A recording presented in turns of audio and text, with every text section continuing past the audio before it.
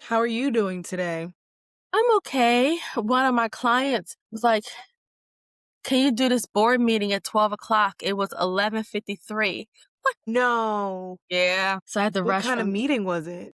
I do marketing for a local art studio, and they have their board meeting, and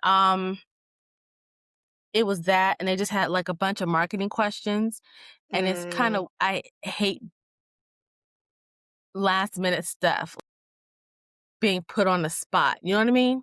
yeah, no, I'm the same way actually. I tell people all the time I don't like side missions. Yeah. Like if you give me something to do, like if I know that my day looks like A, B, and C and you want to throw A3 in there, like no. Yeah, yeah.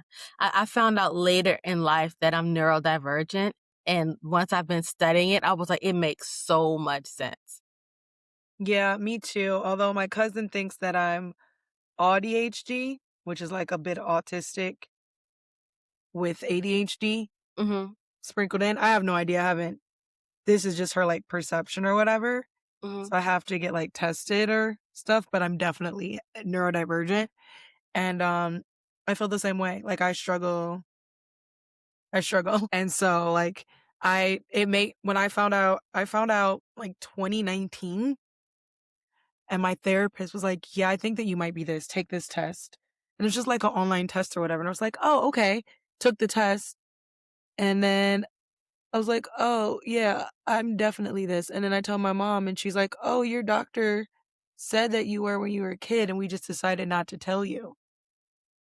Yeah. And I was like, "Oh, that's super great. Thank you." I mean, I get it because like at that Yeah, time there was so much like stigma about being, having mhm, ADHD and they didn't know a lot and there's also a lot of the misconceptions about like men who have it versus women who have it, right? mhm. Like that's also a really big thing. But it sucked. I was like, think of all of the things that I could have done in my life had I known. Or like, what would have been different? Like how would I have given myself grace? But they talk about how it shows up differently in different minorities and different genders as well. Wow. So, like, what ADHD looks like in men, which is more like hyperactivity, which I had a lot of, but way more on a bigger scale. On women, often look like overachieving and pushing themselves too far and things like that.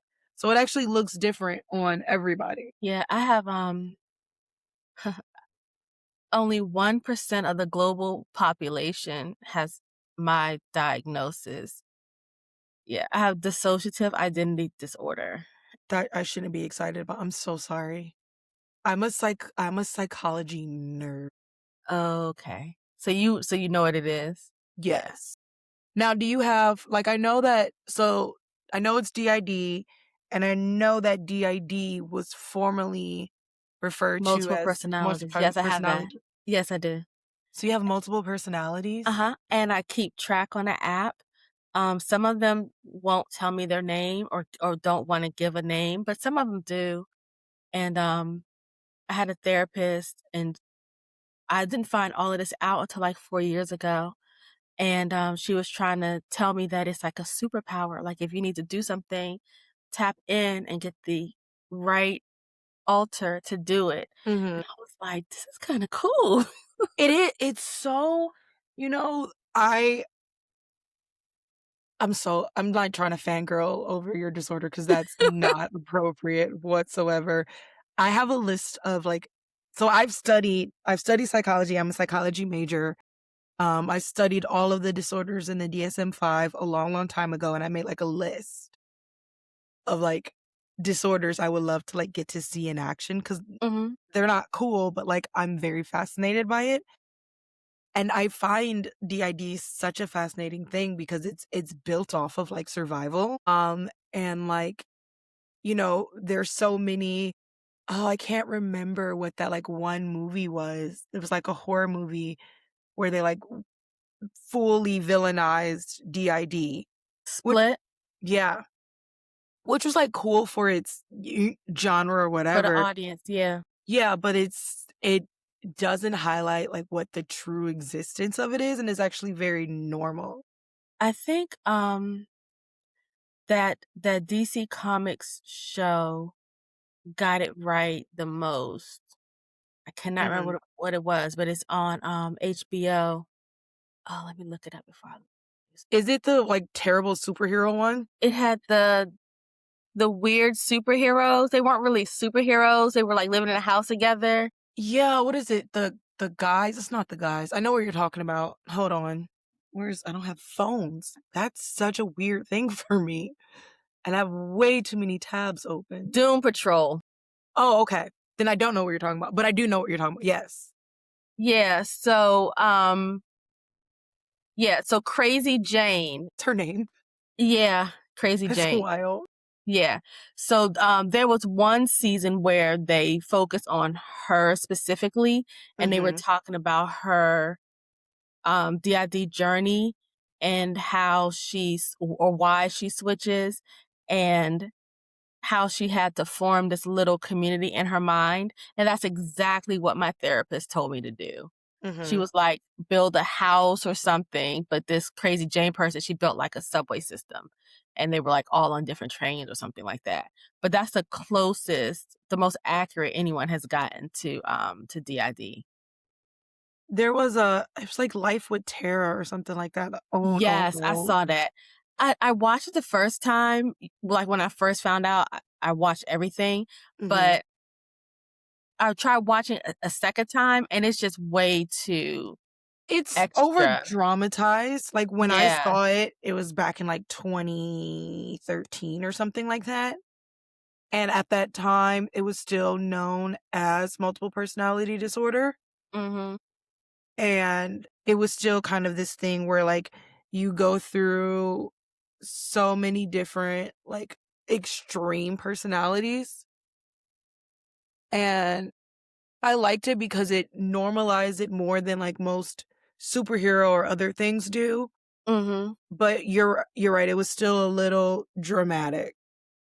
Yeah, my daughter says that she watched United States of Terror, and she was like, "Mom, this was just like living with you." I don't think I was that dramatic, but I don't even know. But, Holly Berry did a movie, Frankie and Alice. Did you watch that? Mm-mm. Oh, I'm not a fan of her acting, but Who, Chloe that Bailey? Holly Berry. Oh, Halle Berry, okay. Yeah, it's an old movie. I think it's one of her first, and it's based on a true story. This girl was I don't know if she was a stripper, she was a prostitute, Mhm. but she didn't know what she had, and, she was finally diagnosed with it. She was in, a psychiatric hospital, but, like, in real life, she ended up marrying one of the psychiatrists, and I'm like, "That's kinda smart, cause that's free healthcare." Right? And as, like, someone who knows how, like, when you, like, switch unintentionally, someone who Mhm. knows what's going on and you don't have to, like, explain afterwards, and they could almost if they have, like, the right tools, because I think that sometimes you can, like, coax back Yeah. the, how do you refer to, like, your host personality? My main. Okay. Like, coax, like, your main personality back into it. Mm. Yeah, and that's why I don't date because I don't think that like, it'll be rough to deal with me and my 20 personalities. We're Well, we're I a lot. if it makes you feel better, I do not have dissociative identity disorder. And it would be difficult for someone to date me and my multiple moods all the time. So Really? 'Cause of ADHD? I'm just a very well, first of all, I've had like made the decision that I don't want to be in romantic relationships anymore. You're Especially so young. I'm not as I'm 30, I'll be 35 this year. Girl, I'm 55. Oh, yeah, but you know what? I have been through so much like trauma. I understand. And I feel like I've been through enough trauma for a lifetime. And also, I fully examined like what relationships look like and what we accept in them. and how we accept like this treatment. And I kind of decided like, honestly, that's not like, why do we accept the worst treatment because we love them, And Mhm. there's so many studies about like the most fragile type of love is romantic love. Out of all of the different types of love that you can have, and one of the strongest, the most like non-self-servicing is like agape or friendship love. Mhm. And so like I've been in the thought process of like I could very much have like a platonic partner.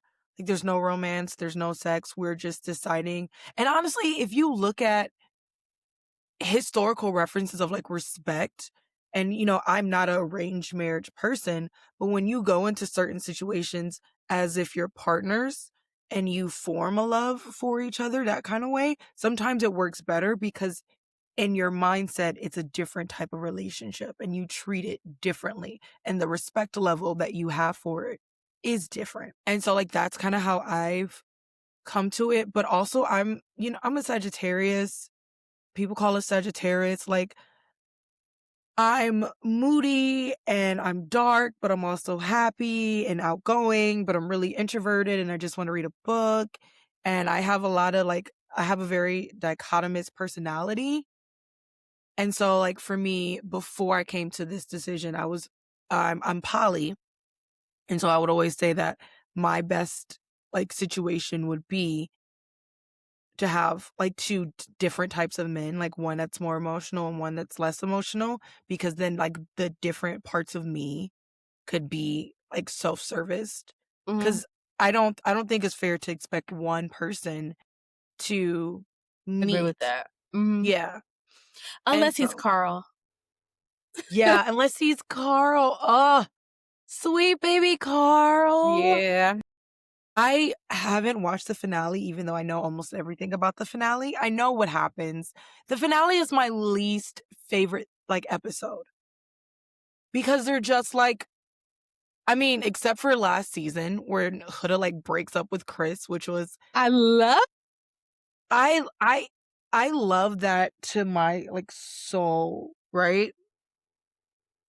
So much. And me and my cousin, we started this podcast technically together and then we separated and I rebranded. We had like the biggest debate about it because she was like, about Huda saying, "Can you help me across the water?" She's like, "I'm not helping you cross the water because why did you just break up with me?" And I'm like, "No, if you're a gentleman, you're a gentleman, regardless of what just happened to you." But I kind of loved Huda being like, "This isn't it. And I'm not going to do it or fake it for a show or to win. Like, we're just not, I don't know." But so I'm a boy mom, okay. and I definitely understood why he did not want. I don't think it was because if they had an amicable breakup, if it was him and Shelly or something like that, I believe Mhm, he would have picked her up and walked her across the water. But I mhm. think Huda was just so vile that he was just sick of her. And then the way he was talking, he framed it so that she would break up with him. Which also, I don't like that part either because I I don't like wish. that part either, but I'm also a boy mom, so I Yeah. have to. I mean, I get it. Like, I'm not a boy mom, so the only thing I can come from is like my girlhood and Yeah, when I'm a I girl and I have a daughter too, but yeah. there's so much, girl power. The next year is for girls. And I'm like, how can our boys stand up for themselves, get emotional intelligence? Like my son's girlfriend, I can't stand her. Even his friends don't like her. His friends don't like her. One of his Mhm. friends was like, "Mom, I don't cuss. I never call a girl this, but she's a bitch." And I'm like, I know. And I feel like he needs to grow some cojones and, pull a Chris. Maybe I'm projecting, but she's a horrible human being. I think that for me, I was raised kind of like differently. So I Mhm. was raised that like to be kind to people regardless. That doesn't mean that you have to keep them in your life. Um or that like like you can set like I've learned that I can set boundaries and still be kind to people. So like even people like so for instance, my best friend passed away last year. Me and my other friend had not talked for like 7 years. Like something a crazy amount of time. Like, we were not cool. But as soon as I found out that my best friend passed away, I searched and got her number and called her immediately. Even though, like, we ended on terrible terms, there was nothing good about our communication. Like, Mhm. she still deserved to know, and she still deserved to hear it from someone who knew her. Agree with that. Mhm. And so, like, I'm just kind of that way. And so to me, it was like, I just feel like you can have boundaries and be a gentleman. And I do think that that's hard for like the male species right now, because it's such a complicated place to kind of um navigate. I just saw something that said women are having a hard time dating because they're looking for men that don't exist yet, and men are having a hard time dating because they're looking for women that don't exist anymore. And we're in such a weird space where there's such a disconnect between genders, and like you don't know how to operate, right? So like we're one girl would be okay and acceptable with, one girl is going to be completely different. So, I have 20 more years of experience. Yeah. So, I honestly believe they're out there, but I Mhm. think after years of years and years of choosing the wrong person, Mhm. they change, become hardened, do whatever, so they don't put that they don't they don't put their chivalrous person in front, right? They're more defensive. And for women, I think, and Anaya's the example, you get with the right man Yeah. and that comes out of you. But if you're trying with the wrong person, there's Mhm. nothing you can do or say that's going to make the relationship better. Like Kind of people, like what I'm trying to think, who was it? I think it was like Melanie's mom or her sister said, was like, all the chances that you give to the wrong one, the mom. Mhm. yeah, are is you missing out on the next one that's going to do something right. And I think that's inherently another big issue that we have just in society in general. We're all spending so much time trying to like create someone to be the right one for us, instead of, when we recognize that they're not the right one, just Move walking on. away. Yep. Yeah.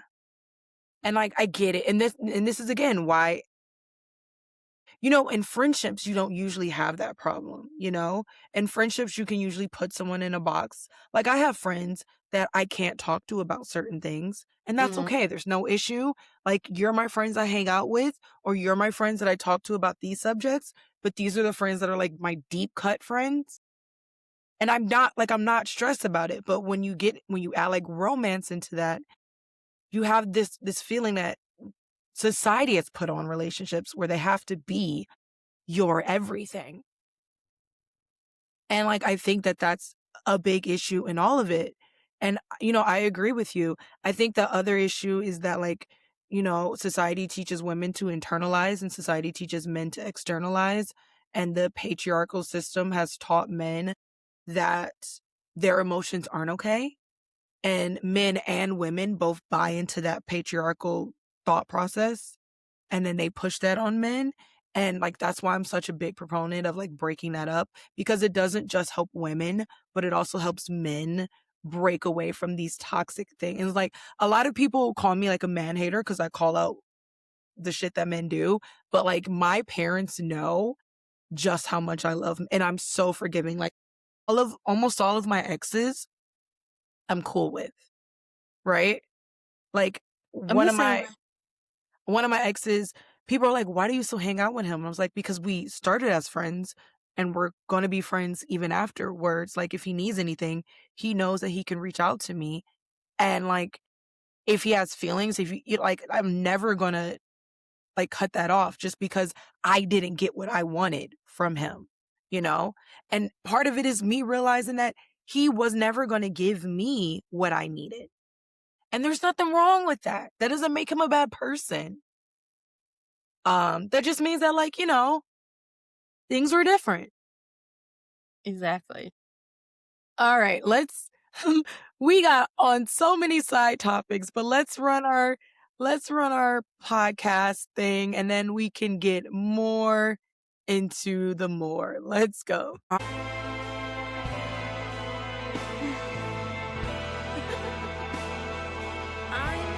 dead. This episode of Basically Unbothered is brought to you by Sister Sense Candle Co. If you're the kind of person who wants your home to smell like a haunted library, an enchanted forest, an ancient cathedral, or the coziest autumn evening imaginable, you're going to love this. Sister Sense Candle is a woman owned Michigan fragrance studio handcrafting soy candles, perfume oils, incense, and home fragrances inspired by folklore, gothic romance, and the beauty of the natural world. Every product is made with small batches with clean burning soy wax, phthalate free fragrance oils, and thoughtfully chosen ingredients to make scents that make everyday life feel just a little more magical. Whether you're setting the mood for your next reading session, writing your novel, or simply winding down after a long day, there's a scent waiting for you. You can shop online or find Sister Scents Candle Co. at markets, festivals, and workshops across Michigan. Be sure to check them out and tell them Basically Unbothered sent you. Quick pause, because if you love dark stories that don't flinch, Olympic War isn't a soft love story. It's violent, it's chosen, and it costs everything. Through war, betrayal, and survival, Moonstone fights for devotion that refuses to die. This is a Black, multicultural dystopian series about power, sacrifice, and what rises from the ashes. Olympic War and Phoenix War. Read them wherever books are sold. All right. Hi, everybody, and welcome back to another episode of Basically Unbothered. Today, we are joined by Elona. Do you want to introduce yourself? Let everybody know who you are, what you do. Sure, I am Elona Washington, Chief Publishing Officer of The Author's Journey, where I help writers become published authors. Which is so cool. I cannot wait for us to get into the main topic of this, because I've been thinking of so many things that I address sometimes on my personal TikTok or social media. And one of our first pop culture topics gets right into this. So maybe we should just jump right into that and get into our pop culture roundup. All right, our first topic, and I have said her name and I've said I do not know how to pronounce it all the Yeah. way. So lo siento if I get it wrong. But Tomi Adeyemi is not supporting the movie adaptation of her book, Children of Blood and Bone. Have you heard about this? Yes, I did. And Mm-hmm. I actually just read it recently. And when I first heard her statement, I Mm-hmm. was a little shocked. I was like, what can you do? What could happen to make someone not support the screenplay? Because it's every writer's dream to turn their book into a movie. Like, what happened that you're no Mm-hmm. longer supporting this dream? I come from it from I'm an indie author, but my first love has always been writing. I'm kind of just an artist through and through, but I studied film in high school and college. So I wanted originally to be a director and an editor and also a screenplay writer. And one of the reasons why I backed out of it is because I learned the reality of the film industry and how it's so different than what we think it is, like what we view it as and what they intentionally want us to view it as is not really what is actually happening. Hold on, let me get a sweater because it's so cold. It's my dad's house and I'm freezing. Hold on one second. Sorry, Michigan I don't know if you heard about the Canadian fires, Yes. but we are I walked outside. I'll have to finish doing my laundry. I walked outside just to do laundry and it's so bad. Air quality. So I didn't go to the office today because I'm I want to stay home. Yeah. And so many people are making that decision. But one of the things that is so hard in this film industry is that the producers have the last say on anything. So one of the things I learned when I was in a screenwriting class is that you could write a screenplay, which from what I understood, she co-wrote the screenplay for her book. You can write a screenplay. Your name is on it.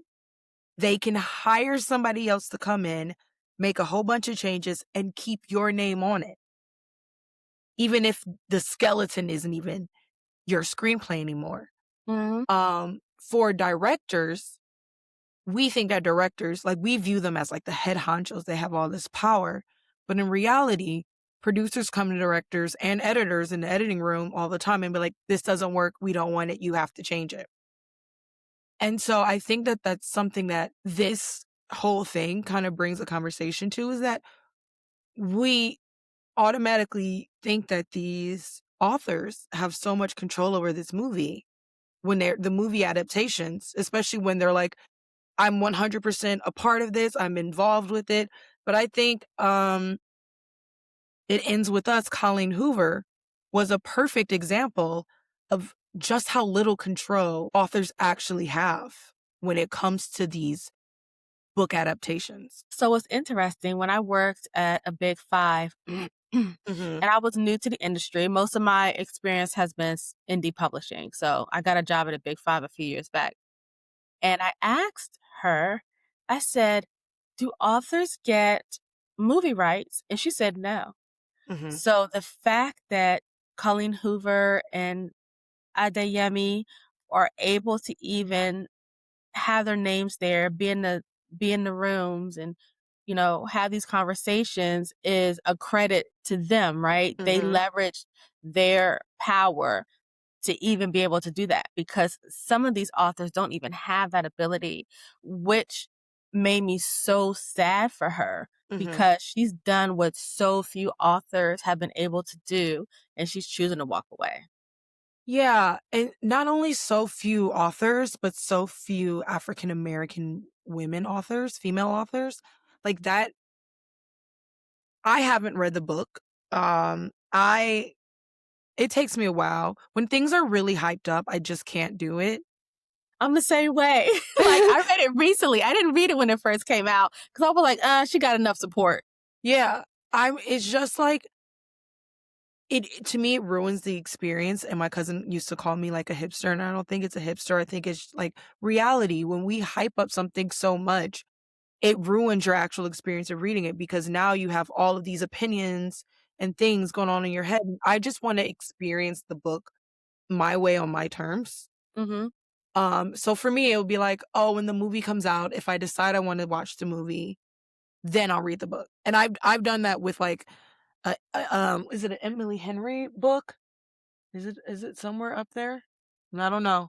But I think I did like an Emily Henry book, which I ended up not finishing the book and getting 10 minutes into the movie, and I was like, absolutely not.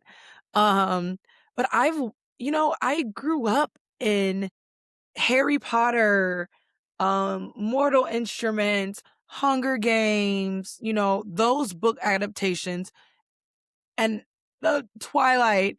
And I think it raised me well, because I've seen like it go really good and I've seen it go really bad. And I also have the understanding that like you just can't get the book into a movie. Like you can't get the entirety of the book or the way that it looked into the movie, because those formats are different. And that's something that I want, like an indie author, HD Carlton, just announced like her book is going to be made into a movie. I'm a little skeptical about the book because I've read the book. I know what goes on in the book. It's a dark romance. I'm a little skeptical about that, and I hope that there are some things that are edited out of it that don't make it into the big screen, because it's just a little too intense. But she went and found like a deep relationship with the person, and she's actually like co-producing it.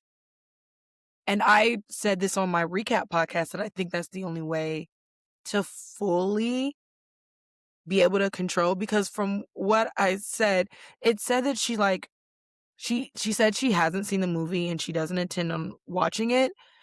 And one of the things, and I like have this in the notes, one of the things that has become public is that she's had a falling out with the actress Amanda Stenberg, and Amanda Stenberg had to go on social media and like defend herself again for her being cast at a role that people wanted a darker skinned person to be.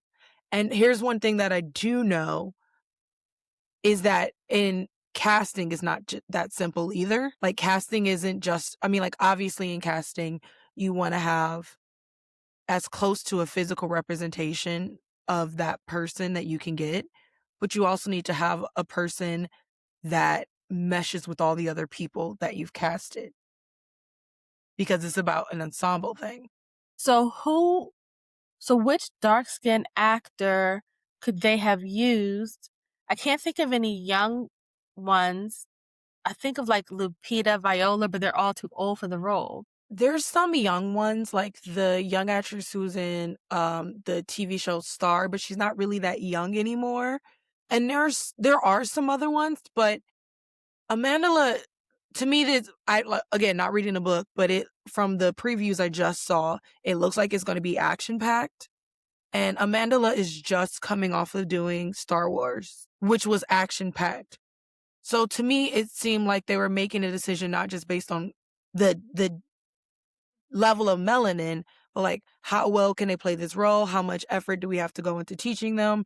And they also, if you pay attention, I mean, some of like Colleen Hoover's and new books aren't star casted, but some of them are. Verity, I don't know. Verity is not Colleen Hoover. I think it is, but Verity has Anne Hathaway, but It Ends With Us had Blake Lively, right? Like, The Housemaid had Amanda Seyfried and Sydney Sweeney. We can't stand her. But you know what I mean? Like, they're trying to cast big names because even though they know that there's going to be this push for the book readers to do it, they also have to reach the people who haven't read the book. Mm-hmm. So they are trying to keep bigger names in it. And so a lot of people are upset about it. But apparently whatever happened between Tommy and Amandla, Tommy asked Amandla not to reach out to her anymore, but no one has detailed what like the conflict is. But like that's also hard because this is something that like I tell indie authors all the time. You always have to remember that this is a business. And I don't know, what happened or whatever, but at the same day, this is a business. And I'm a big proponent that sometimes feelings get set aside for the business to operate as a business. So I did see the first looks. They just posted them on social media. They look amazing. Really beautiful, really rich in color. And the hard part is that like outside of Amandla, and it sucks for her because it's like, the whole like you're not black enough thing. And people saying she's taking roles from dark-skinned people. If people are asking, like Zendaya had this kind of same issue when she was gonna play Aaliyah and ended up going to someone else. Like this is a thing that we just kind of have to stop. I mean, like if we are okay with a black mermaid, you know what I mean? We have to also reflect and be like, okay, maybe this dark skin, the rest of the cast, by the way, beautiful rainbow of black skin. So do you think Mm-hmm. the depth of the skin color is important to the character development and the plot of the book or the show, right? If it's Mm-hmm. not, then yes, I see your point. Yeah. But her If it having is, then right dark skin, then you need to cast it because there are scenes in the book that you would have to take out or rewrite because whatever stereotypes or biases that come up in that scene, you have to take it out because it won't fit. So are there scenes from the book that like directly reflect her like I don't remember. I don't know. Do you know how many books I read? No, trust me. Like, Me. I read my clients, and then, like, I wanna read for leisure too, and my head has, like, so many stories in it right now. I read the books that go into my bookstore, the physical copies that I do on like pop-ups, because I own an online indie author bookstore. And then I don't read the ones that are ship on demand, but those are strictly recommendation only books, right? Because I want to keep like a curated list, but I have to read the books that I put physical copies. And then any books that come, I do an indie author podcast, those books, and then read for leisure. And then I have like someone who's going on this podcast who wrote a book. So read that. I'm just like, oh my gosh. I have Yeah, like 4 books open right now. yeah. Same here, same here. It's like, it's crazy. But yeah, it's sad to see.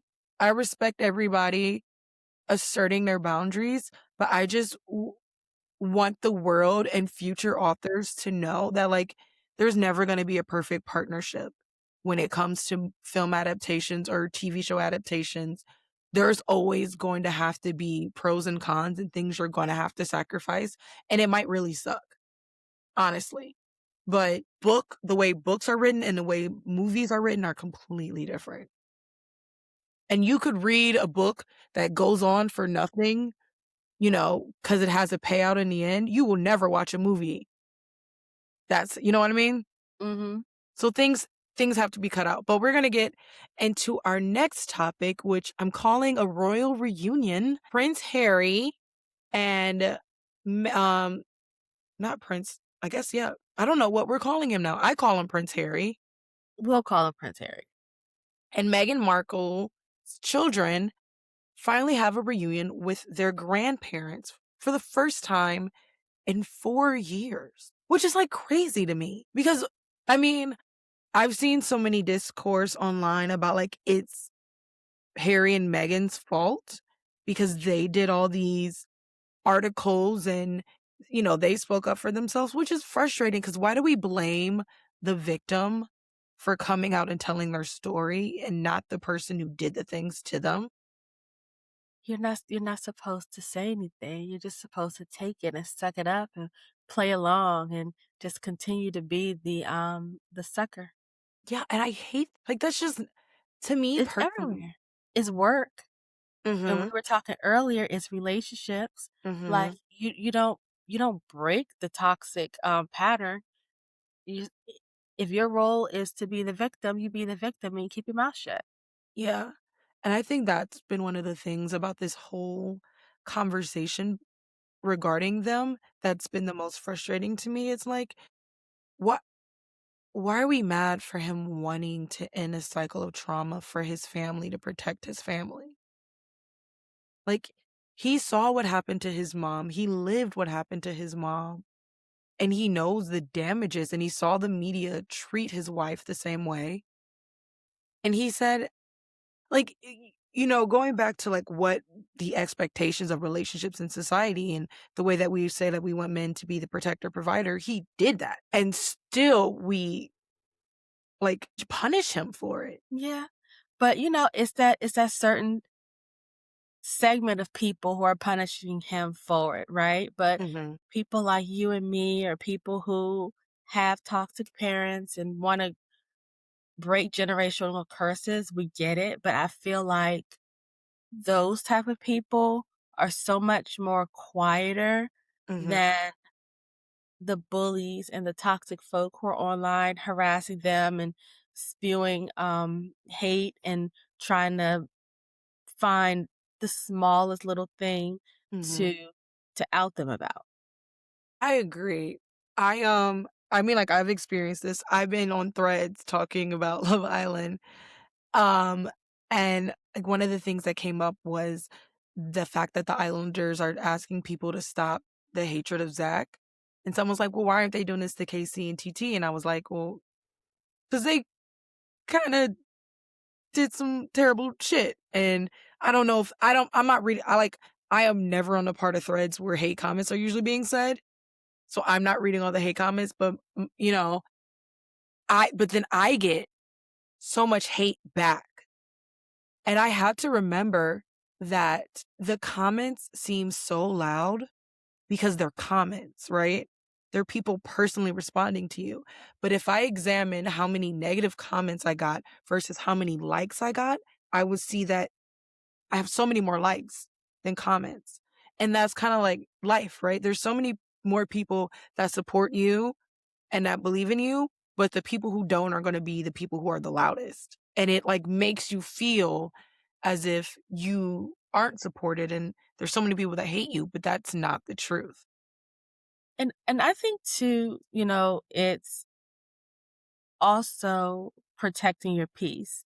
Hmm. So if if the core four went ahead and put out a statement in defense of KC, can you imagine all of the crap that would be spewed at them just for bringing his name and them trying to do a good thing?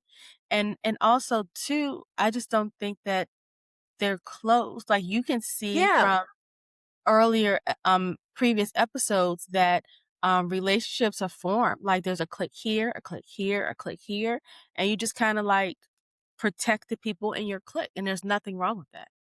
Yeah. I think that in that sense, you know, and we'll talk about it more in the next topic, but in that sense, like, we all have to, they protected their peace even on the island. Like, we saw how you moved, but we all have to live on this island for another 2 weeks. So we're not going to keep bringing it up and causing drama. We're all going to keep it copacetic and keep it cool and keep our living arrangements. But that doesn't mean that we actually agree and or approve of what happened. It just means that we don't want to do drama every day. Like we're Right. adults. Right. Um, and I kind of, getting back on topic, I really love that Harry and his father and Meghan and their children could start mending the fences and realizing that we're adults. And, you know, I say this all the time, like, I understand it's so hard. I'm not a parent. I want to be clear, but I can fathom how difficult it is for a parent to hear their children say that the way that they were brought up, upbringing, or things their parents did wrong. That must be really painful for the parent. But also, I've listened to so many things. Oprah did a whole thing about no contact or limited contact. And one of the dads said that, you know, his daughter went no contact and it was really hurtful for him. But it also made him really examine what she was saying and if there was truth or levity to it. And it actually helped, you know, bridge that relationship back together in a more positive, productive way. And so, like, I'm happy that Harry got to say his truth. And I'm happy that now there might be fences being mended, you know? I think when parents reach a certain age, they want to bury the hatchet or whatever, Mhm. and they want to see their grandkids. Like, I'm probably the only parent who doesn't care if she has grandchildren or No, not. my mom doesn't either. Okay, okay, then yeah, your mom and I. Yeah. But for the most part, especially like them being royalty, they want to continue the legacy. So of course he would want to mend fences with his family and see his grandkids. But the it's just so weird. Like the things that they have to uphold is Mhm. so harmful for not just them, but for society as large. Like like the things they said about Megan and the way they treated her was like completely unnecessary. It's Agreed. not it's not like um he married somebody like me. You can barely tell that woman is black, right? But Yeah. all of all of the things that were done to her, if they had the courage to say, "Hey, we love her. We don't care. We're accepting her." I think the media and a lot of other people would have fallen suit too. Of course, there's outliers and everything. But for, Mhm. but for the most part, if they had the maturity and decency to say, we don't care, she's our daughter in law, none of this would happen.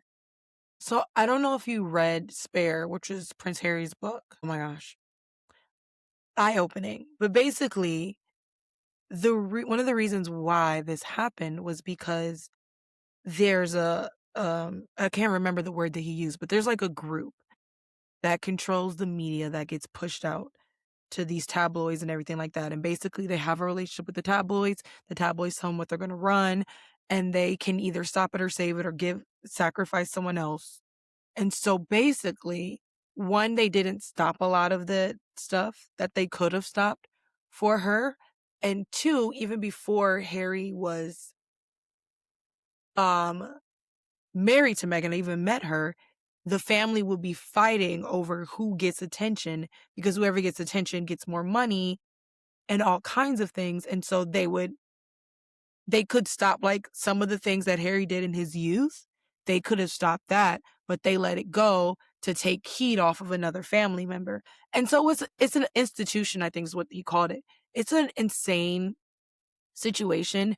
And I think that it's a situation that's going to need a lot of boundaries to maintain.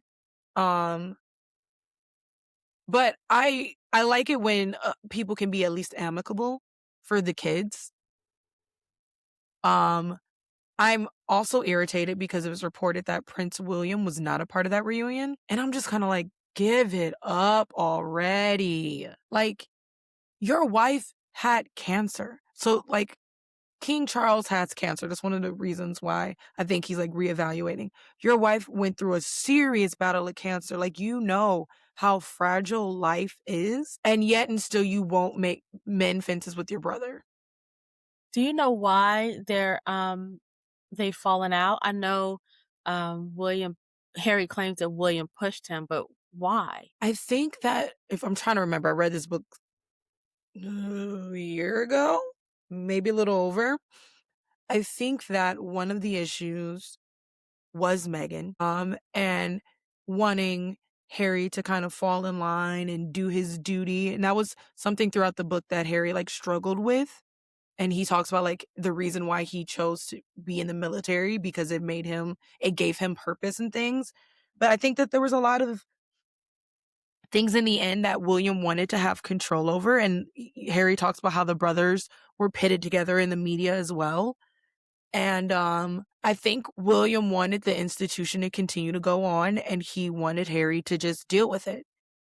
Like for in William's belief system, this is the way it's always been. Just like don't ruffle feathers, just do what we've always been doing and let that be enough. So he's to be crowned next, so it makes sense. He's probably gotten more training, more, talks about this is the way we've done it Yeah, they were raised from. differently. Yeah, yeah, yeah. I'm sorry, my cat is annoying You're fine. me. My door is closed so that my dog cannot interrupt this conversation. That was smart. I should have left her upstairs. But, and I think because Harry isn't ordained to be the next anything, he had more freedom, right? And more independence independent thought, right? Yeah. So I think that's it. William may or may not change. I don't know. Maybe he needs to have cancer. I don't mean to say that in a bad way, No, but but like you need a yeah. life-changing thing to make you understand like what's really important. Maybe William feels like Harry didn't support him through his wife having cancer and there's so many other feelings that go in, especially when it's like siblings. Mhm. Um but I'm happy that the royal children, whether we claim that their titles are gone or not gone or whatever, they're still royal children. I think that part was just really petty on my end, and I hope that that can be rectified. Um, but I'm happy that the royal children get to meet their grandparents and get to have that experience because I mean, like my dad didn't have the best relationship with his father, and I didn't meet him till later on in my life. And my grandfather wasn't the best human being all the time, but he was still my grandfather, and like I'm happy for the opportunities I got to spend with him that my father monitored and limited to make sure that I didn't get like the full exposure, but I still got to meet and have a relationship with him. I don't know how I feel about that. I know I kept my son away from a parent because I was gray rocking. By Mhm. default, because my son was younger, he didn't get to spend time with that parent. Mhm. I didn't really care for them to meet. Mhm. No. I used to say I see what you're saying, but yeah. I guess when you're traumatized by the person, at least for me, Mhm. I didn't want to risk it Them happening to traumatized. my. Yes, and I feel like some of that exposure spilled onto my daughter because Mhm. they were close, and I Yeah. didn't want it to happen to my son, so I just chose not to. When me and my family, I don't talk about my family often and the trauma and the things that go because I've reached and maybe it's just me wanting to keep the peace or whatever, but like I love my parents and I've learned how to form a relationship with them regardless of some of the things that have happened, and that's taken a lot of time in therapy. But I used to say all the time, and I don't plan on having kids anymore, but before that, I would say that I would have wanted to be in a different state than my parents so that the exposure was limited. And because I would have wanted my kids to know their grandparents, but I would have also wanted to protect them from some of the things that I deem like not healthy. Mhm. And I want to That's a specify And I wanna specify, like, I deem because I don't wanna villainize or victimize anything. I just wanna talk about, like, what I believe, and so I would have wanted to create, like, a protective bubble, and then we can go in instances and do that, and if something happens, then I can say, "Oh, hey, well, let's talk about it," like, home, and they create that space there. But I respect everybody's decision to do whatever they feel is best for their kid when it comes to toxic parental situations. Like, no, there everybody gets to make their own decision on what's good and not good for their children.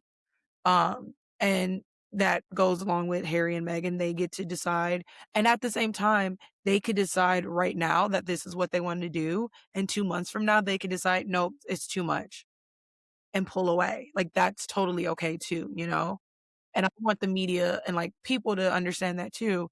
Just because they're making a decision now doesn't mean that they've forgiven everything or they've forgotten everything. This is just a decision that they're making, and it was not publicized. There's no photos, apparently, of it for real. Like, it was really truly kept family only, and they can change their mind whenever the fuck they want. Alright, our last topic, we hinted at it earlier, which is Love Island. We might be on different sides of this, I love being on different sides of things. That sounds so crazy, but I do, just because I like learning other people's opinions, and I think everybody is valid as long as, like, not hateful or whatever, to feel the way they feel and perception is different.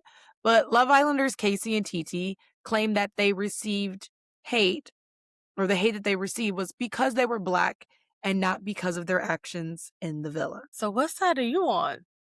You think it's because they were Black? No. Oh, okay, we're on the right Okay. side then. Okay, great. Oh, We're on the yeah. same side. I w I so I don't watch After Suns. I have 0 desire. Even though I heard that they're better this year because you get to, like, see them when they get their phones back, and I also don't think that that's okay to record that because they're in, like, the rawest moment. They just got kicked off the island, and they're just Yeah, getting their it's phone. not that bad. I mean, they're not emotional or anything No, like that.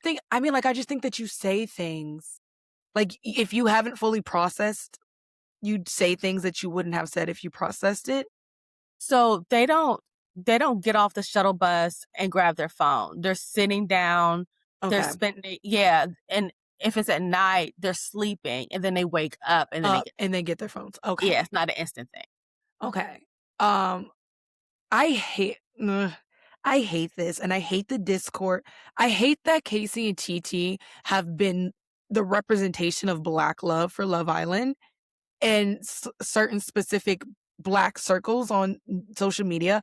I cannot stand this. It irks me to my soul because, first of all, I want to be clear. I don't like how Anaya and everybody else basically forgave Sincere for his fuck shit. I loved how Sincere's father was like, yo, you were messing up. But And hmm? you realize that that wasn't done with pure intentions. No, yes. I know Yeah, that they were like, we want you to be in the final. Like they're yeah. and that's why Anaya's mom called her out and was like, I know you want your homegirl with you, but you need to be honest. Yes. Mhm. But I don't Casey was still wrong. TT was still wrong. And to me, the perception wasn't TT is ghetto because she's black. It's the way that she responded to Trinity off rip. It was the way that she came in on Casa, just being like, I'm about to have KC. KC's mine. I don't care. Like, it was solely your actions on the show that have Yeah, brought didn't the thing. she kinda allude to what you gonna do about it? Who's gonna stop me? Like, Yes. this is a show. We don't talk like that on I this show. it was her like commentary when she came out was so jarring to me. And I was like, what is and look, be who you are. 100% respect that. But understand that your actions, like I had this conversation, your actions are going to have consequences, good or bad. And you came on the show hot. You knew that Anaya and Casey were together from the beginning. And you were just like, I'm about to steal him. He's mine. Anaya doesn't appreciate him, which was frustrating because as a black woman, there's a someone I follow on Substack and she talks like she looks at reality TV shows through like a sociological, psychological lens. And what she, was talking about how, yes, Anaya was insecure, but her insecurities weren't wrong because Casey was actually playing her. Anaya said, "I feel like he's telling me one thing and Mhm. telling the boys something else." And that was so true. That was her issue. The inconsistencies, the challenges with Zach and Bryce calling him out on stuff, but Yes. story that he's telling her wouldn't warrant them To assuming say, he's the good guy playing the villain, right? mhm, So she's confused. And it's mhm, that confusion that made her quote unquote insecure. insecure. And every single woman has been there. Everybody has. I felt it to like her whole story, I felt to my core, like her journey. And it made me, so like Casey started off being okay, but from day one, I wish I could find my notes because I take like notes because I covered it on the podcast. Mm-hmm. I was like, something's off about Casey. The whole comment about I picked plants because I thought that it was like edgy and the thing to do. Immediately I was like, side eye. Because you didn't say I picked. And then what he said to Anaya was a little different because he did say that he thought it was like different and edgy, but he was like, but also I don't really like cats or dogs. So like he tried to change it and frame it differently. And that was the beginning. And then, Casey and Anaya seemed really cool and tight.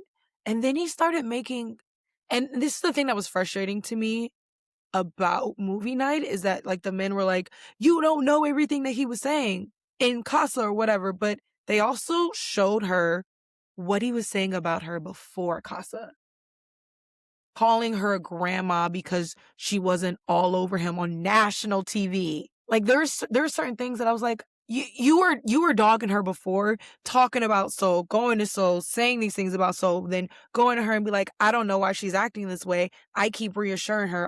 You're not reassuring her about anything. That's not the definition of reassurance. And It's then not just words, it's also actions. right. And then your action was immediately to go to Costa. You were the hypest one. You were the most disrespectful one.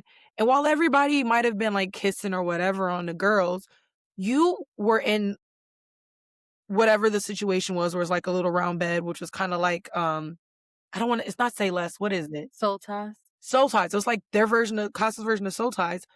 And within knowing this girl for 10 minutes, are picking her up, throwing her on the ground and humping her. Like your actions, you don't deserve death threats. You don't deserve someone threatening your like livelihood of your family or whatever.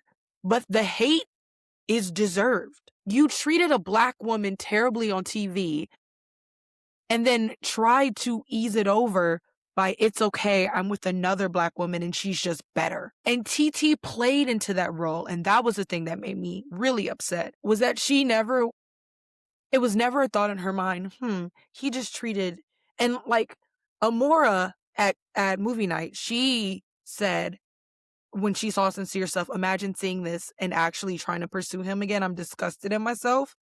TT never had that revelation. In fact, TT watched Casey dog Anaya in preference of her and was And biting her lip and smiled. turned on. Mhm. That's disgusting. She thinks it'll be different because they're from the same area, but he's just as distant and dismissive of her than he was for Anaya. I don't think a lot of people noticed, when he was in Casa, the boys asked him if he had anything in common with TT. He said no. He shook his head no. He didn't say yes. Mm. And then, they asked about Anaya, and then that's when he was belligerent, like, "I don't have nothing in common with Anaya." And then Yeah. he started on that rant, but I don't even think he really has anything in common with TT. The thing that they have in common is pettiness. Like, legitimately, Uh-huh, and the their hatred for Anaya. and their hate and emotional immaturity. Like, that's they and I don't know, because to me, Love Island was trying to ship them so hard, like the editing of it.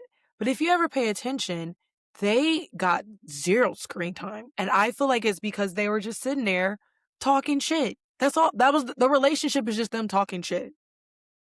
And TT's personality was just talking shit, because as soon as Amora came to the island, TT grabbed her and was like, "You got to tell Melanie everything." Like, she was so messy. And the girls gave her so much grace still. Even that night when she's like, "I'm TT," and calling Trinity a little girl, and Trinity and everybody, like, this is the first time I watched the girls respect the girls from Casa and be like, "She's beautiful. We don't have anything against you. It's not you, it's him." And then TT still made it personal. And she's like, "But that's my man." And everybody's comment is like, "Your man of 3 days" was so valid. Cause he was like, it's the whole conversation of like when somebody cheats and then you're like, "Oh, but he's my man now." And he was like, "He's your man for a week and he cheated on his wife of 10 years. So like, what do you?" Right. But yeah, their connection was just built. And if you pay attention, something I noticed, and I don't know if I talked about it on the podcast or not, but when they were doing the least compatible and all the Islanders had to pick the couples least compatible, Casey and TT looked like they were beefed out in that moment. Everybody's like holding the other couples, and Casey and TT are like looking in different directions, not really talking to each other. Something happened and they just didn't show it. I But I don't think, wonder. I me think too. I think several things happened because, I know there was a time they were coming down the stairs and she averted so he wouldn't kiss her. And then, when they were on a dock, he asked to be, boyfriend and girlfriend. Hmm. She say, "You still like me?" Yeah. Or something. Something like that. Some of those Yeah, I get past. Like, them asking to be girlfriend and boyfriend, it was just a play. performative. Yeah. Yeah, The yeah. whole thing was so performative. Their whole relationship, they fucked up so bad and realized that they still had to get America to like them. And that was the rest of their time on the show. So I say all that to say, I don't think that the backlash was because they're black. Let's be clear. Trinity is black. Melanie is black. Sincere is black. Anaya is black. Kata is black. And they may not be the black spice that you want, right? They might not be the flavor or the color. They're all black. I'm Afro. Um, Melanie is Afro-Caribbean. I'm Afro-Caribbean. Or Afro-West Indian. Like, my dad is born and raised in Detroit, but my mom is born and raised in St. Thomas, which is borderline Caribbean West Indian. So I am also Afro-Caribbean. And I also grew up with people telling me I'm not black enough. I'm black, and I grew up with people telling me I'm not black enough. Like, it's just so silly.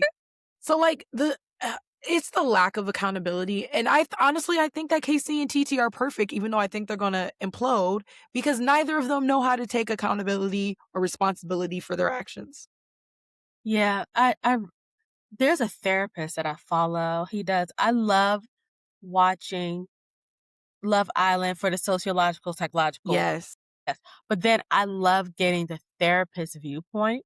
Mm-hmm. And he said, because you had mentioned before, why didn't Sincere get the same level? Mhm. of it all as Casey did, Mhm. and they said that you kind of knew Corbin's a dog. We kind of saw what Sincere was doing, Yes. but KC betrayed us all. Like Yeah. we thought he was a Cordell. Like we were thinking that he was this really good stand-up guy. I think some people saw it earlier than others. I Mhm. think there may have been one thing that kind of bugged me was he was giving Anaya that speech about her dark skin. And I was like, did something happen for him to even bring that up? Like, why was that even Yes. necessary? And she was like, Yes. I'm good. I don't have no problem with the color of my skin, right?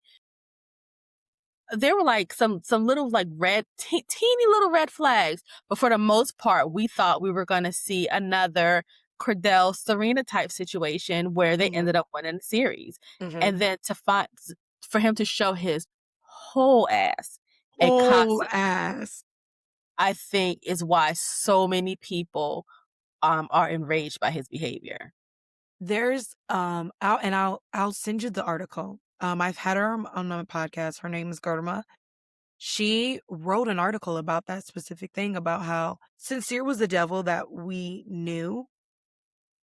And what is always more scary, like I love Corbin calling Sincere out, but what is always scarier is the person that pretends like they're the good guy. And this is why I hate the good guy narrative, quote unquote. Hmm. I do truly believe there are good men out there. 100, like I want to be very clear about that. I 100% believe there are good men out there. Carl is a perfect example. Miguel, Miguel is a perfect Cordell. example. Cordell is a perfect example.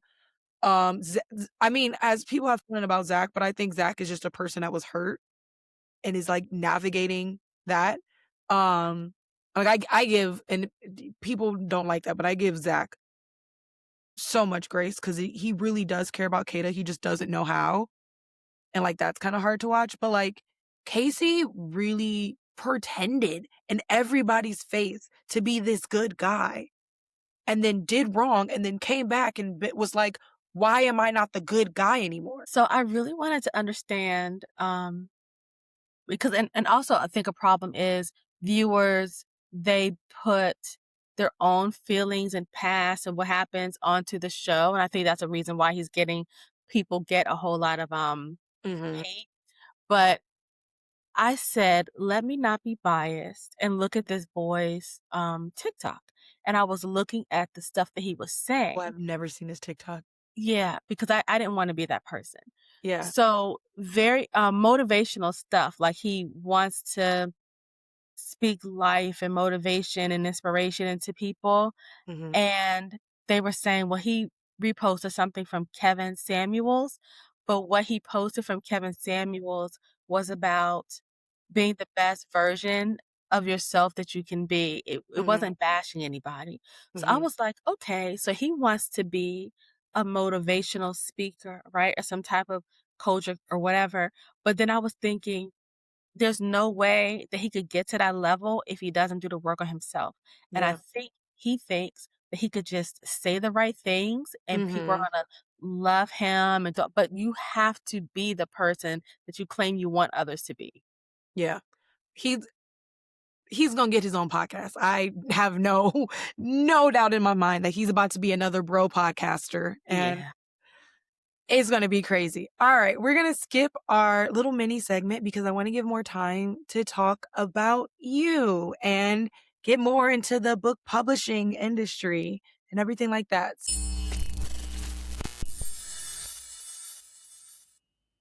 Quick interruption before we get back to the chaos. You know how every recommendation list somehow ends up being the exact same books? Yeah, we're not doing that. That's why I opened Blake's Indie Author Bookstore, an online bookstore dedicated to indie authors and the stories that deserve a whole lot more attention. I spend my time finding books from independent authors so you don't have to scroll for hours hoping that the algorithm gets it right. Whether you're looking for romance, fantasy, sci-fi, thriller, or something that completely surprises you, there's a good chance your next favorite book isn't sitting on the front table of a big box bookstore. It's sitting in an indie author's catalog waiting to be discovered. So if you're ready to read outside the bestseller bubble, Visit Blake's Indie Author Bookstore and see what you have been missing. Because around here, indie stories find their readers. So I guess my first question is, or my first thing is, how did you get into this industry? Like, what brought you into it? So in 2016, I Hmm. published my memoir, and I realized I like the book marketing aspect more than I like the publishing and the writing part. Hmm. And my memoir ended up taking off. Um, I don't know, a few months after I published it, Me Too took off, and Hmm. then journalists found me, and I was being interviewed everywhere.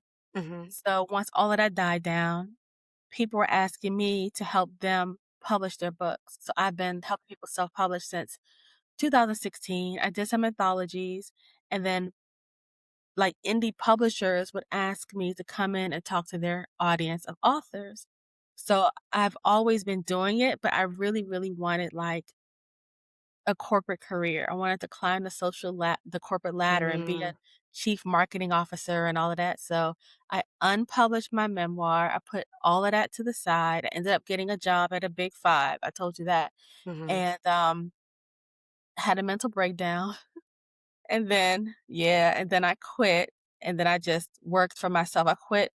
I had no savings because I just bought this house. Hmm. I bought my son a car. He got into an accident, wrecked his car and another girl's car, so I had to pay that. Yes, I was out of money. I was out of money. But I said I can't do corporate America anymore. My mental health can't take it. And I just started doing marketing for small businesses. But Hmm. then, like I said before, publishers kept asking me to talk to their authors. So I just kept having people come back, and I was like, well, maybe I'll just start my own indie publishing thing. And so that's what I did. First of all, do you know there's a lot of studies about how neurodivergent people can't do 9 to 5s? Yes, yes. Like they're not Yeah, created for us. yeah. Our minds don't work in that linear structure. And because they haven't adjusted the 9 to 5 structure since ever, it's not, there are some people who can, depending on their levels. And people think that neurodivergency is a spectrum for a reason. And there's a spectrum within the spectrum, and people have different, um, but I completely understand the struggle. I can't do corporate America. That's why I'm I have my indie author bookstore and I'm doing the podcast and I'm writing my books. I haven't gotten to a place yet where it's funding me. But that's where I want to be because this is what makes me happy. Even not even like 9 to 5. Like I work at a brewery right now to fund everything and I'm getting burnt out and exhausted from that. And my dad was like, I feel like you just are not the type of person who needs to be forced into social interaction. And I was like, that's so true. Like it has to be. I I love going into the office. Like I rent a desk in a co-working space. I love going in there at like 3 o'clock when everybody's getting ready to leave and working till like 8 and it's so quiet and no one's there and I can just like that's my vibe. Like even today, not going to the office, I turned on a podcast, I closed my door. I love my dogs. I want to cuddle with them every day, but like I need the like me to focus. And that is something that I completely understand. So I found you on Threads, and what I'm trying to do now is introduce topics that, like, originally I was having guests on and come talk about things, but now there's like topics I really want to get into more. As an indie author, I've seen so many people not get it. Like, I don't mean it in a bad way, but we're asking indie authors to be marketers and publishing companies and distributors. And there's so much about that that is really like not understood. And to me, one of the first things I saw as a bookstore owner is pricing. Book pricing is one of the biggest topics to me in the indie author sphere. How do you price your book? How do you price your ebook? What should you actually expect in royalties? Are there some things that you can kind of like clear up for people who are getting into it and don't really know like what that's really supposed to look like? So it's just like with every business. People want to price it so that they can make money hand over fist. and you're not gonna get sales because you're gonna price yourself out of your competition. Mhm. S you can make money off the book, but it has to be in volume. I always tell authors in today's time, you're probably not gonna get rich off of royalties. You need to offer something else in addition to the book, right? So I have this framework that I teach authors, and then they pick like the additional revenue stream that they would like to have in addition to the book, and then that's how they make the money. Mhm. So I know like some of what you said is an indie author issue, but traditional publishers have the same challenge. Traditional publishers are at the mercy of the printers and Mhm. the distributors, just like indie authors are. So their problem is larger than ours, and they can solve it better because their distribution is better than the typical indie author, of course. But when I worked at the Big Five, and a lot of Mhm. people don't realize this, everyone thinks like they're making profits and making money hand over fist. During COVID, the only imprint that was not in the red was Mhm. fiction. So fiction basically carried that entire company. And I worked for a Big Five. Mhm. So That's so think crazy. exactly. Mhm. So, yes, they make their money off of backlists because what a lot of indie authors don't, fail to do is after, I don't know, 3 or 4 months or whatever, they get tired of marketing and then they Mhm. just stop marketing. But now it's backlisted. You have like 5 billion people on this planet that haven't even read your book. You should still be marketing your book like it was released yesterday. And Mhm. sometimes people don't have the time to do all the things to market the old book, write a new book, market the new book, do their Yeah. job, walk the dog, moisturize their hair, right? Mm. So having a system in place so all of those little things doesn't feel like a separate task, but it flows into whatever your main goal is the best way to do it. And that's what I teach my authors as well, to not make book marketing, oh, let me turn and do this now. You're doing this thing and it fits with marketing your book as well. I agree with that. I have talked to like indie author friends and on the Indie Ink podcast, I've mentioned this that like everybody's marketing one is going to look different based on like their own personality, right? And like what feels forced to you versus what feels natural. Because what you said, you want the marketing to flow through you and to feel natural. So like on my state, in my instance, I don't market my book as much as I market myself. And that's just that's one based on the goals that I have. I have a podcast, I have a bookstore, I love creating content, right? Like I was in the film industry, so like there's always been that thing. And I integrate my book marketing as me as an author and everything else into that full marketing sphere. So like on today on TikTok, I posted about like people wanting me to fail, but like here's all the things. And it was podcasts and books and everything like that. Um, you won't often, there are times where you see me with pictures of my book or whatever, but usually I'm just kind of talking about, I just posted about regular reading my book and his conversation, like, but that's my marketing, right? Another person that I see do well-ish on TikTok that I'm following is an author. She wrote a African American hockey romance, and she just kind of I've never heard her voice ever really. She just has like a screen, a cool moody purple blue background, and then like a quote or her book, right? She's very into just like straight book marketing, and that's what works for her.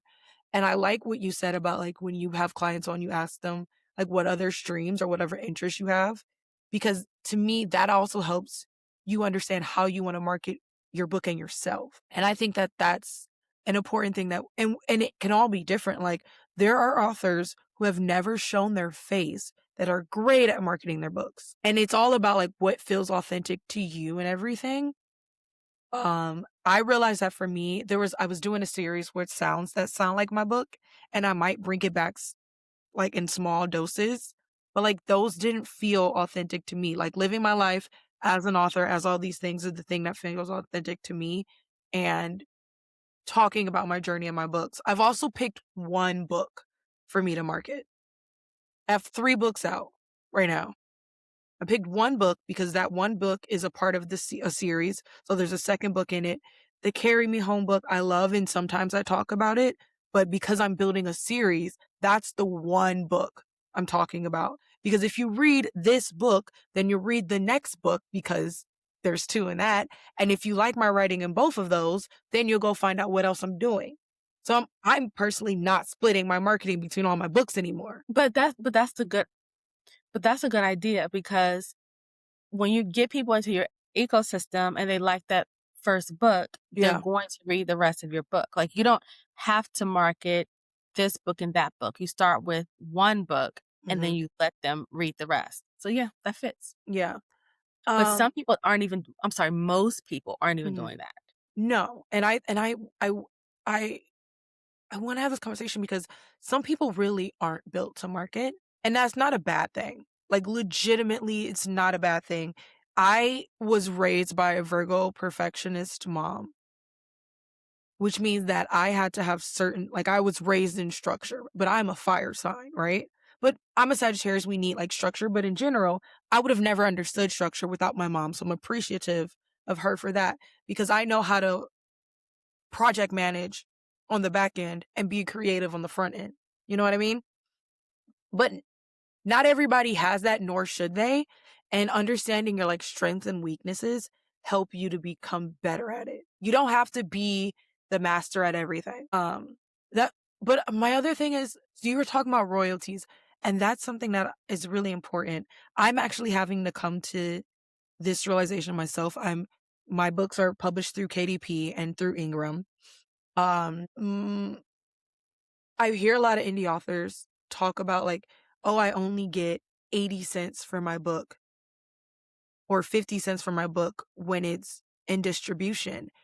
And I felt that way at first, and there's like this fear, right? Like, "Oh my gosh, it's not gonna be enough money to whatever." But what you're saying is right. Like, you enable distribution not because you're trying to make money, but because you're trying to get out there. And so it has to be like we all of us, including myself, have to decenter the idea of making money right now as much as we want to. And it's hard because you see on social media these people that just blow up, that we feel like blow up out of nowhere, right?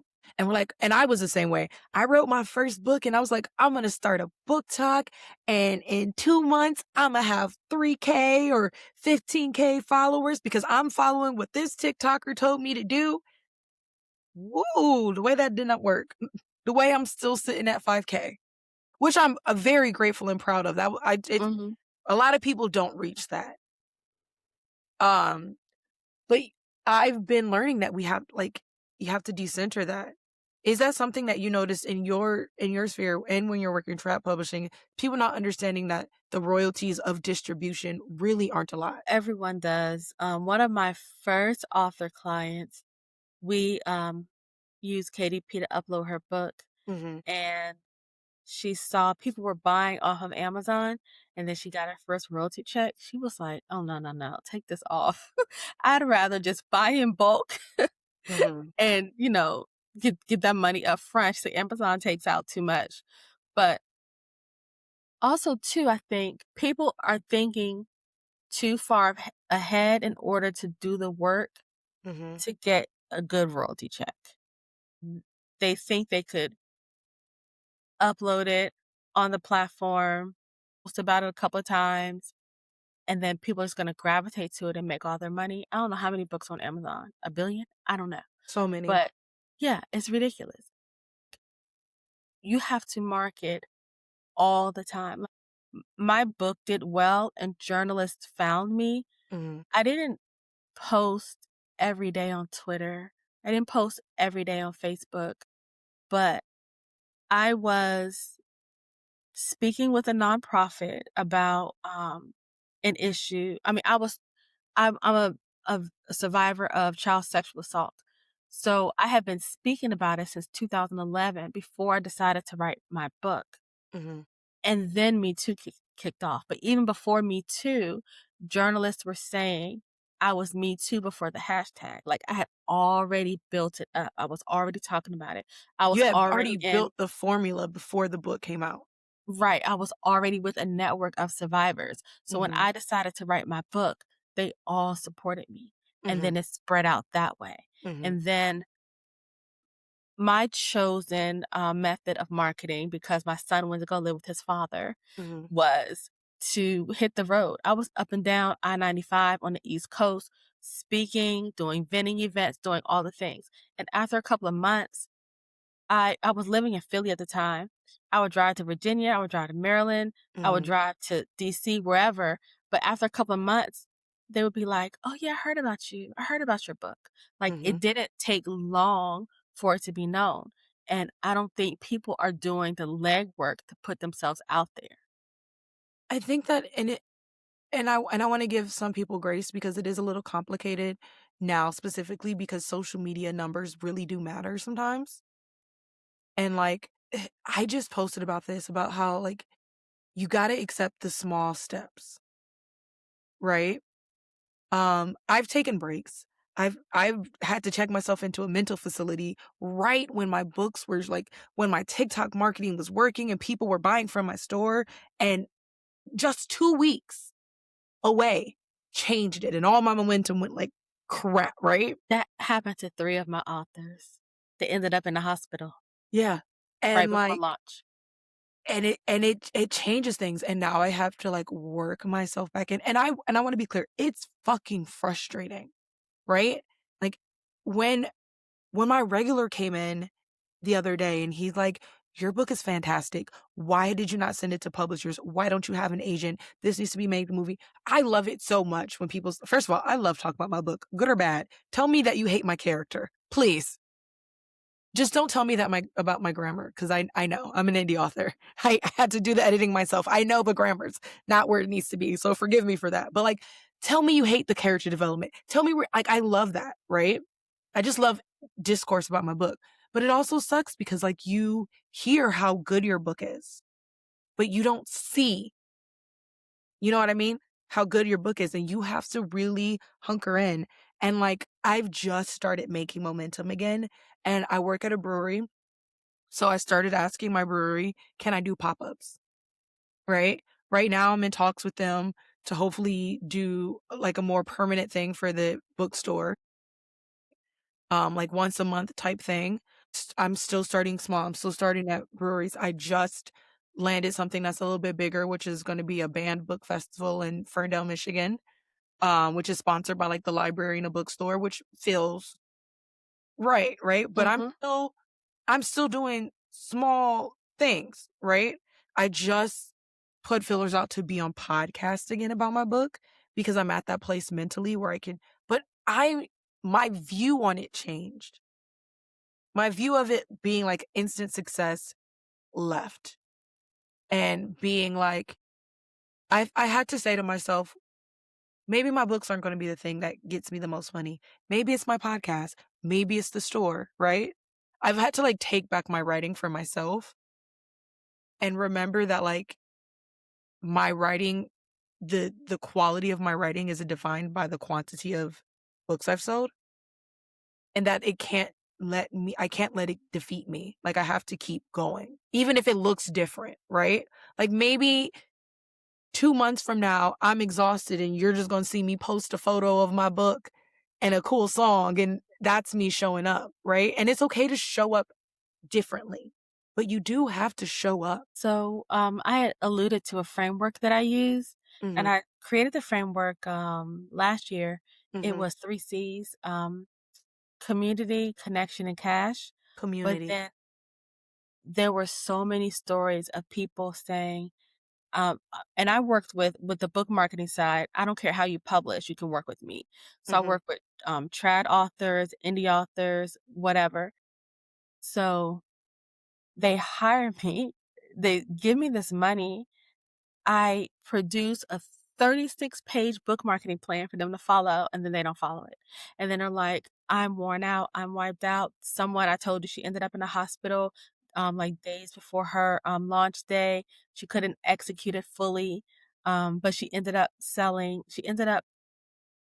I try to give everyone a goal to shoot for, Mhm. even when she was doing maybe 30% of the plan Mhm. and ended up in a hospital, she's still ranked as a top selling person for the publishing platform that she used. So Mhm. I know that it works. And like Ernest Krem, you may know him. He was the guy with the big afro. He has like 800,000 followers or whatever. Before my plan, he sold 2,000 copies. After my plan, he sold 8,000 copies in 6 weeks. So I know the plan works. But some people don't get those same results. And then I realize it's capacity. Like Mhm. like you said, sometimes you have to take a break. You have to check yourself into a hospital, a mental institution, whatever. And it just becomes too much. So now I include that as my fourth C Mhm. because a lot of people want Ernest Krem's results. I have people come to me and they're like, "Oh, I saw Ernest sold 8,000 books with your plan. I want a plan. I want to sell that many books." I'm like, first of all, you may not have the capacity to do so, and then Mhm. second of all, you may not have the audience or or the system to do so. Right? So I think you're right. People have to level set their expectations, and then also understand that they're not going to get rich off of one book. Fiction authors, who's that girl? Jaquel J. She ended up getting a seven-figure trad deal, Mhm. but she had been an indie author since 2014. She has like 30 some odd books. Mhm. And she has a community, a Facebook group of community of people who support her and all of her additional revenue streams. Mhm. Some people aren't even doing half of that work.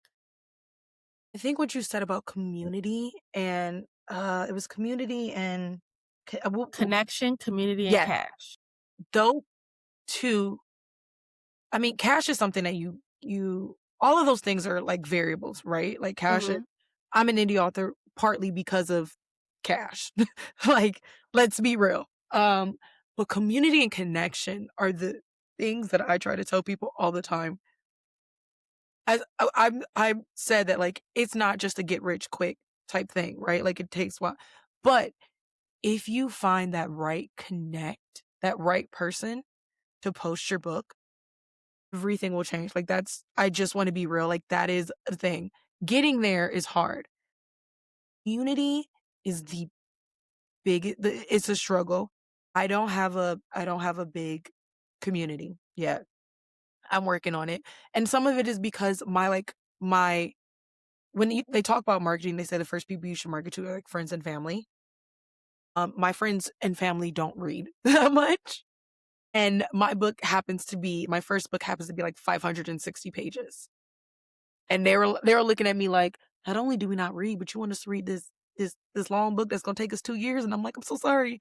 And so that was really hard and bad on my part because I automatically assumed that because I wrote it, they were gonna like do it. And it still hurts. It's still like a core wound in like my book world about the fact that that's not there. But I've learned that my community is like the book talk and the bookstagram. And I not only do I try to create community for myself now, I try to create communities for others. So like I have a group called the Creatives, which is a group of creatives in all different spheres, content creators, woodworkers, authors, cosplayers, everything where we can all have community and support each other. But community is such a big thing. I have a small street team, but I love my street team. My street team does so much for me and I'm so appreciative. And that last C cash, when I have enough cash, oh, my street team's about to get like everything. Someone should be afraid of how much stuff my street team is going to get because they are a community that supports me and you need that. So, when I talk about cash, I talk about the different ways you're going to get the cash. Oh, So, okay. yeah, Sorry. yeah, but I don't count royalties because that's a given because you already have the product. So it could be Mm, merchandise, speaking, consulting, um, I don't know, anything else, but it comes from your book. Like, mhm, I created a T-shirt. Oh, hold on, let's see. So I did this anthology, Triumph in the Trenches. the Green Mhm. Book for Black Professionals. So it talks about it's a series. So it Mhm. talks about all the different ways of dealing with toxic corporate environment. Right. I created a T-shirt that says "Code Switch Free." You see how that like kind of fits.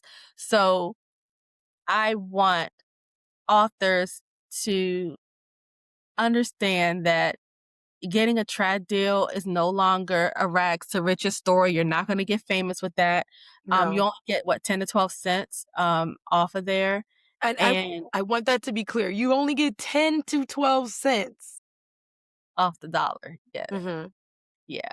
And then I think there was a study that said women, black and white, Mhm. do better when they are self-published authors versus being traditional authors. And I can see that because like how Black people are always saying, "Oh, it's different for us here. We don't feel included." Whatever. In the trad space, women are having that conversation because it's heavily male dominated. Mhm. So women are treated like second class citizens, Mhm. and they grow frustrated. But instead of complaining, the white women have built their community and they Mhm. support each other Mhm.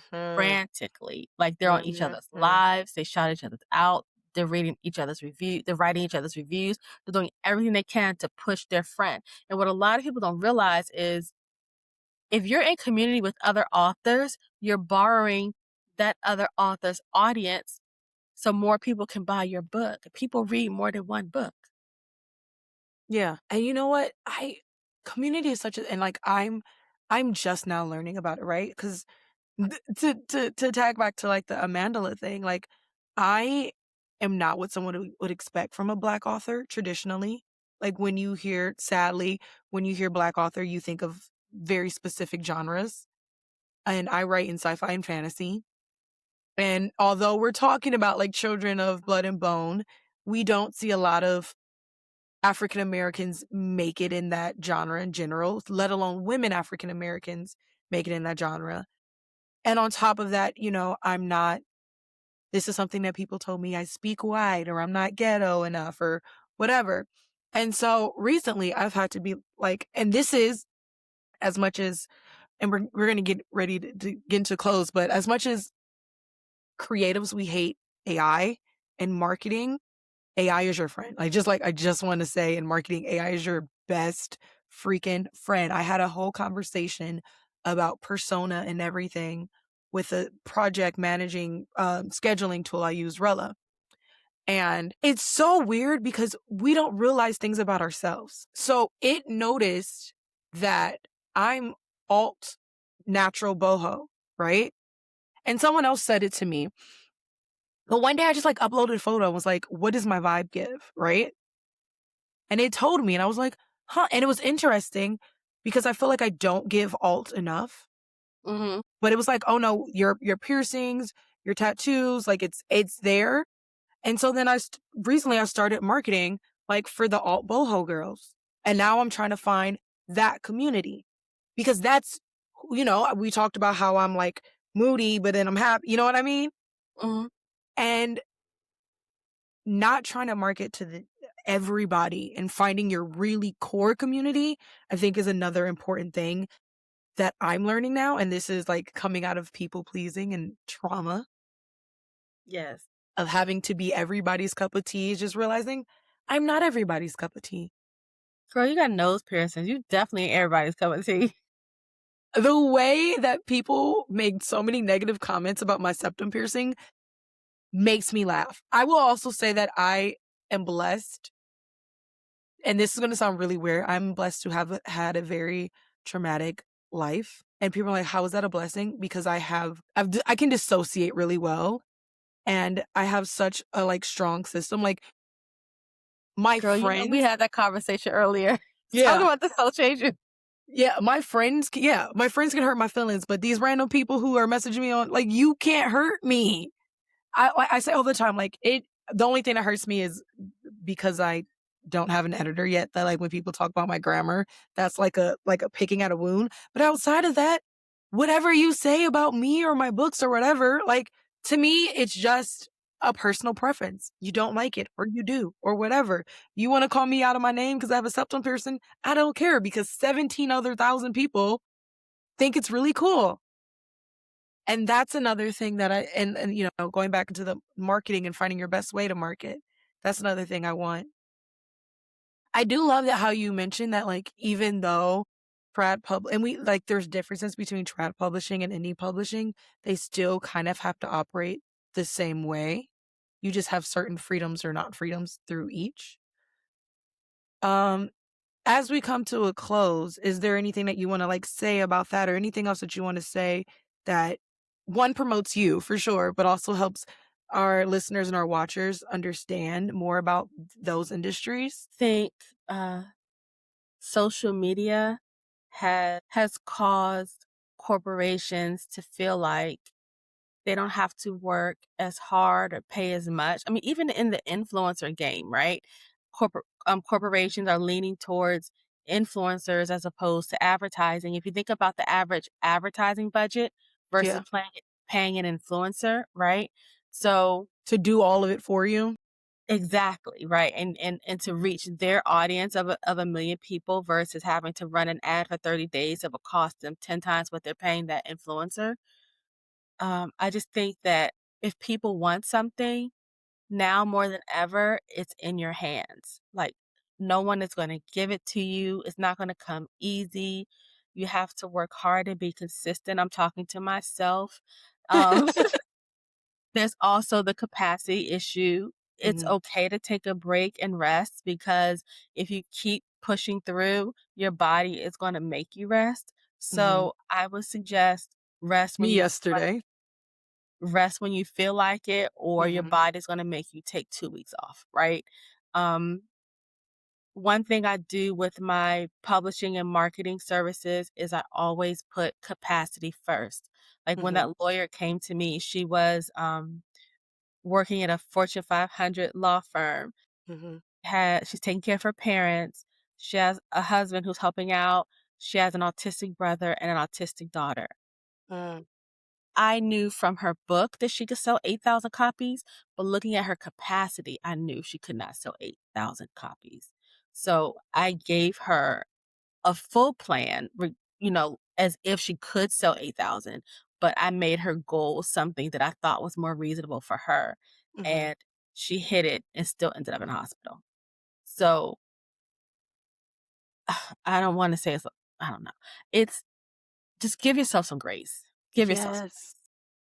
Give yourself some grace. Don't try to compete with trad publishing. Like, and I'm talking to myself too, but also one of the things that I'm learning with the indie author bookstore is like, if I have to charge a little bit over, or like I can't do free shipping, right? But what I can offer you is an authentic experience. Um, Little things like when you buy from my store, you get like a bookmark and some stickers that you would have never gotten, you know, and the thank if you you had card, ordered on Amazon. Yep.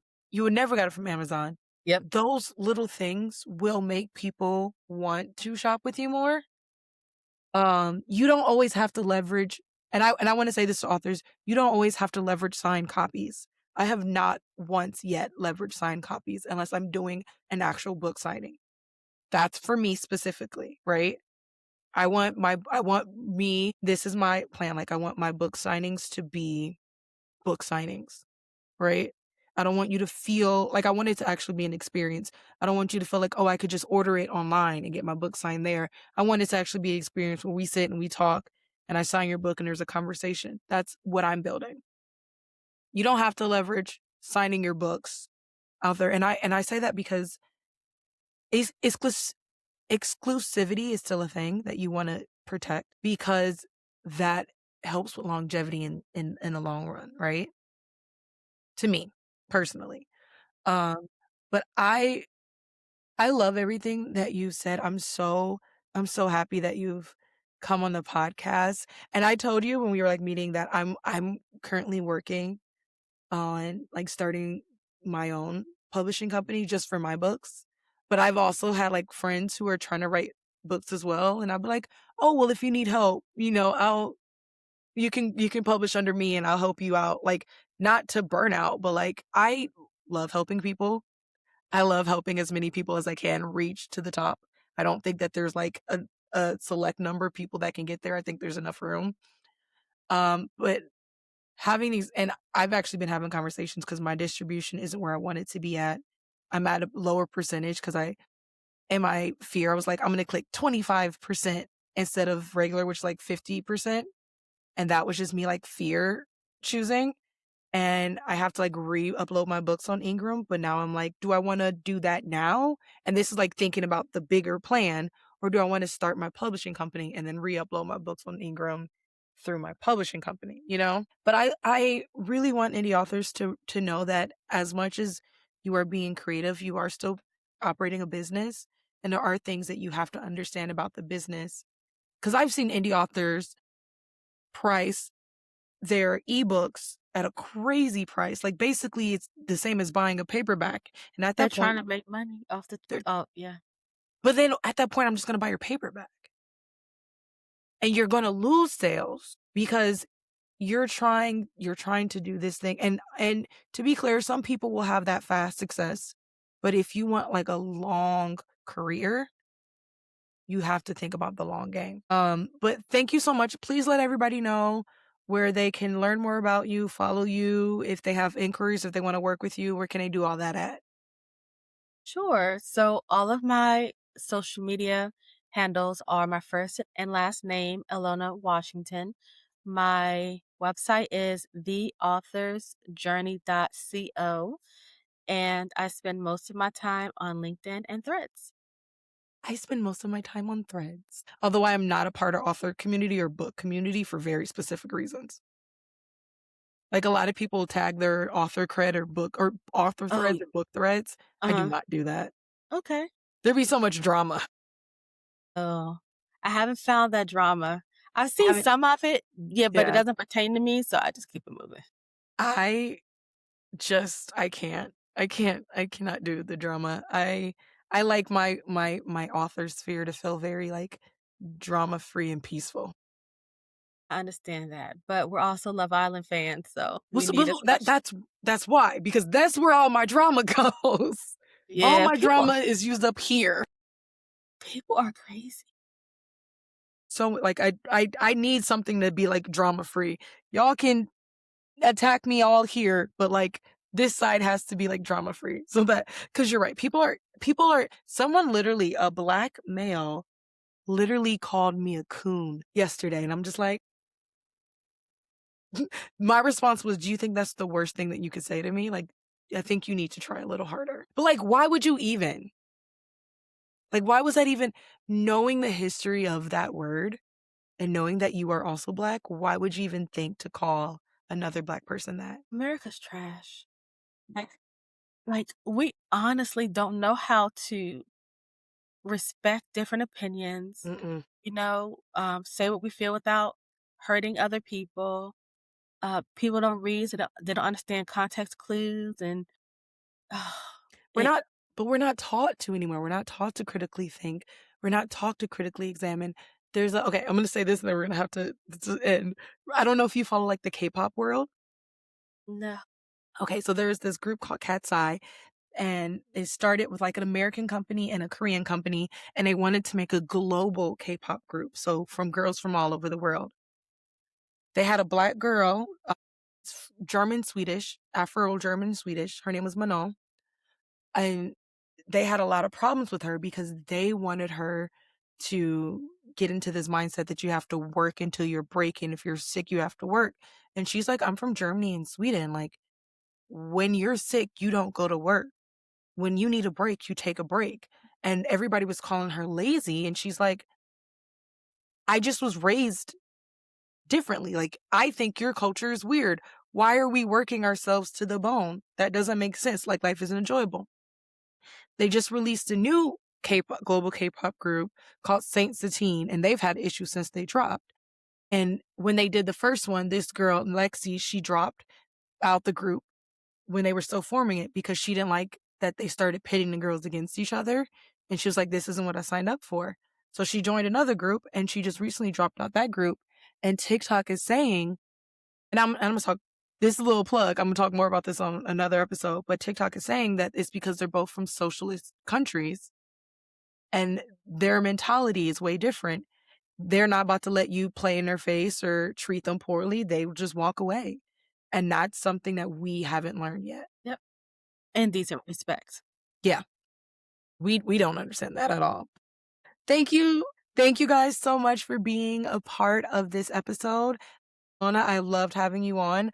I definitely, if you're ever into the future, I would love not exploitation, but I do think that representation is important, and I would love to have a conversation more about DID and what it really looks like.